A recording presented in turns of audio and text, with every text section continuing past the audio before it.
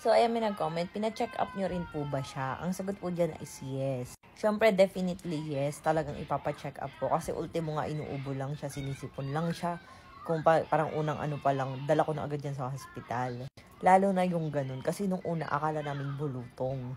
So, siyempre, medyo na-bothered ako. Tapos yun, nung nalaman ko nga, hands, foot, and mouth disease. Kaya after that, guys, siyempre, may binigay yung doktor na iniinom na gamot, ganun. Ayan, tapos super naging, ano na ako, yung parang super ano na ako pagdating kay Nat na ayoko na rin siya palaruin sa mall. Parang, kasi ang hilig niya maglaro yung mga sumakay dun sa mga rides, sa mga Quantum, mga ganyan-ganyan. Tapos kahapon sa SNR, bumili na rin ako ng mga pang-spray, parang mini Lysol na every time na ano, kaya sabi ko dun sa mga bodyguards at sa mga, kay Ate Agi, sabi ko, isprayan nyo lagi yung mga aanuhan ni Nat, tas wag na ganun palapitan sa tao, ganun. As in, super ano na ako.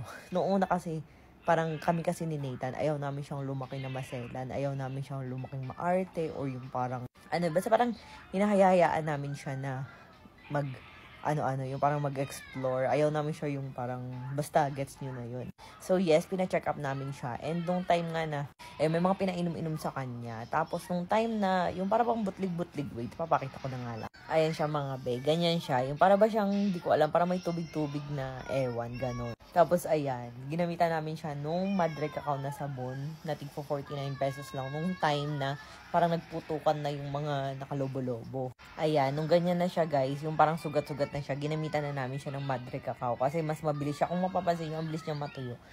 Parang nitong week lang na to, ayaw kasi ni Nathan ipapost. Kasi nga, ayaw niyang ipapost. Kaya ako lang yung nag-post para nga maging aware din kayo sa hands, foot, and mouth disease. Pero ngayon, pinost ko na kasi magaling naman na siya. Talagang ayaw lang namin i-post kasi baka may mga basher na mga tapos syempre pagdating sa anak, di ba, nakakainis. Baka pumatol pa ako or magkaso pa ako nung wala sa oras. Charis. Tapos ayan guys, kung mapapansin nyo, super bilis niyang madry. As in, tingnan nyo naman, parang natuyo na agad siya nung sinabon-sabon ko lang siya ng ganyan. Ang galing kasi ng kakawate guys, or nung Madre Cacao, super talagang effective yan sa mga sugat-sugat, mga open wound, mga ganun. Ayan, makinis na ulit ang aking baby, kaya pinost ko na siya. Kumbaga, okay na, basta kahit yung mga basher, lait-laitin nyo, wala na akong pakialam kasi back to normal naman na ang aking baby. Kasi mahirap lang nung time na ganyan, tapos sa kanya nila, talaga, Diyos ko po, baka pumatol ako na wala sa oras. Just, ayan. So, hindi naman kasi maiwasan yung mga basher na yan. So, grabe pati sa face niya hanggang dyan. Kasi nga, hands, foot, and mouth disease. So, sa kamay, sa paa, at sa dito part na to. So, nung time na tuyo na nga, nagka-piklat naman. And ayan, nag-consult din ako sa doktor. Pwede naman daw siyang gamitin. Kasi nga ito guys is normally 7 years old pataas buntis at lactating or 12 years old, mga ganyan.